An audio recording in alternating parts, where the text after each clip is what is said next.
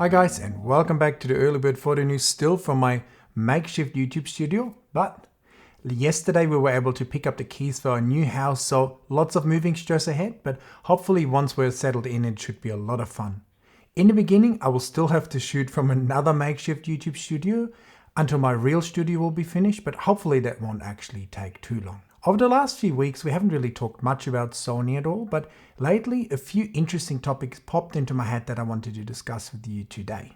Over the years, I've used a fair few Sony cameras like the A9 II and the A1, and I love their performance and abilities in the field. However, whenever I use Sony bodies, there's one small complaint, and that's how the cameras feel in my hand. I love all the customizable buttons on the camera, that kind of more old school design. No complaints there, but I find it hard to find a comfortable position for my hands on the camera. My hands kind of wandering all around the camera trying to find the perfect position to hold onto your camera.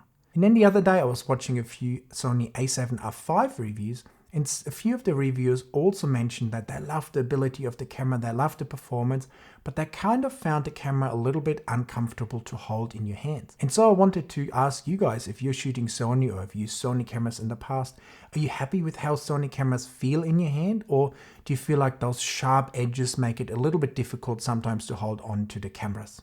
When it comes to camera design, the best camera ever made, just in terms of how it fits in your hand, for me is the R3. Everything is just in the perfect spot. You can literally hold it with 2 fingers because there's a nice mold to hold on at the front of the camera, and then you can easily use your index finger and your thumb to control the whole camera. So there's other things I don't love as much about the camera, like the 24 megapixels, but when it comes to just body design, this is the most perfect camera I've ever held in my hand, and I just love how it feels. I know it has the integrated battery grip, which some people love, some people hate, but it's actually quite light overall, so I don't mind it in this body, and I just loved how it feels in my hand. But what do you guys think?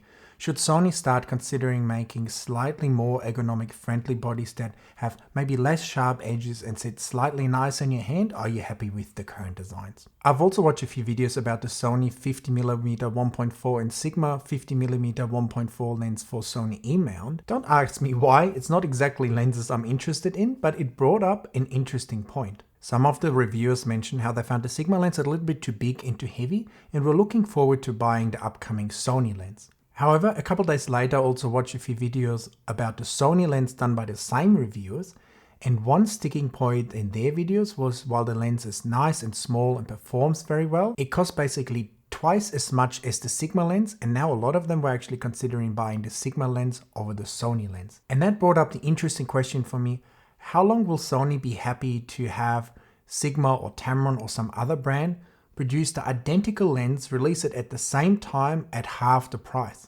Because in the past, Sony hasn't been exactly known for being a team player. They had memory sticks instead of SD cards, they had Blu-ray instead of HD DVD, they have CFExpress Type A cards instead of Type B cards. So they always try to kind of do their own thing. So I find it quite interesting that when it comes to lenses, actually they seem to be very open-minded and allowing a lot of third parties to directly compete with them. I guess when we look back in time, for Sony, having third-party lenses was kind of a necessity when they started out. I remember back at my old work when I were photographing and filming high-end real estate, a lot of the video guys had Sony cameras because they had great video abilities, but then they had to adapt Canon lenses because Sony at the beginning basically didn't really have any suitable lenses. Having third parties and even Canon lenses being adapted to Sony cameras in the beginning was very important to be able to produce just cameras and then slowly build up a whole lineup of lenses. But now that Sony has a fantastic lineup of native glass, it begs the question for me, are they really going to be happy very long term to have others directly compete with them? I know, for instance, they own 18% of Tamron, so they get some of their profits back through that avenue, but I don't know about Sigma. I don't think they're directly sort of involved with Sigma in that way. And I just wonder, are they going to be happy for a long time to just share these profits, or are they going to follow Canon and Nikon, like Canon totally restricting lenses, or Nikon saying you can make third-party lenses, but don't do the identical lenses that we're doing? The only restriction Sony currently has with third-party glass is that they limit them to 15 frames per second instead of the higher 20 or 30 frames per second the native Sony glass can get on cameras like the A1. So there's some small restrictions there, but nothing quite like Canon and Nikon. So what do you guys think? Should Sony keep it all open, allow all third-party manufacturers to make Sony lenses, or should they follow Canon and Nikon and restrict it to at least some degree to not have a double up like with this 50mm lens, which at least to me doesn't seem like a great look. Whether you're shooting Sony, Nikon or Canon, it's very important that you learn how to get the absolute most out of your RAW files and transform them from a dull, boring RAW file into a fantastic, vibrant final image. And this is exactly where I'd love to help you with my masterclass and my pro sets. With my pro sets, I enable you with just one click to transform your RAW files into a fantastic starting point for the editing process. And in my masterclass, I teach you step by step all the necessary things you need to know about image editing in Photoshop and how to make your own images look absolutely amazing. So if this is of interest to you, make sure to check these out down there in the description. We also had a slight update on the R5 Mark II this week by Canon rumors kind of confirming what we already discussed and I suspected for a long time, that we will be seeing an R5 Mark II before the R1 and probably sometime this year. Since there have not been any major firmware updates on the old R5 and lower end cameras like the R8 now having some better specs than the current R5, makes me think that Canon is planning to release a new R5 Mark II relatively soon. Because generally when lower end cameras have better features and there's no major firmware updates, it means we'll have a new camera at some stage. But back to Sony.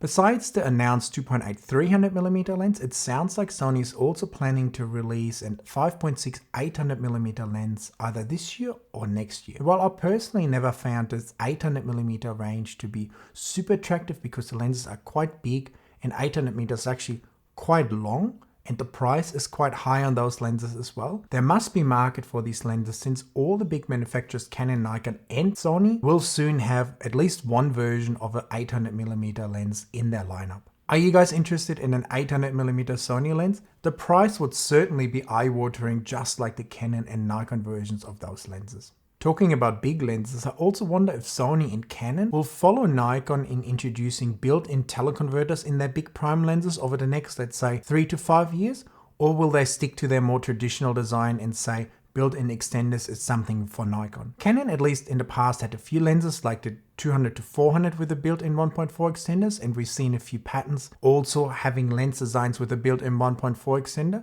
whereas Sony doesn't seem to have any lenses with built-in extenders. So it'll be interesting to see what's going to happen in that regard. But personally, I would love to see big prime lenses with built-in 1.4 extenders because it would just be more usable in the field, more fun, and just so much quicker to just flick a button instead of having to switch an extender manually. So please give us built-in extenders at some stage. It also seems that Sony will finally get some competition when it comes to the Type A CFExpress memory cards, with Angelbird kind of confirming online that they will be soon making Type A cards. So hopefully we will see larger capacities and cheaper prices for all the people who use those cards, because currently they're usually only available in smaller sizes and quite expensive compared to the CFExpress Type B card, where there's a lot more competition from a lot of different brands.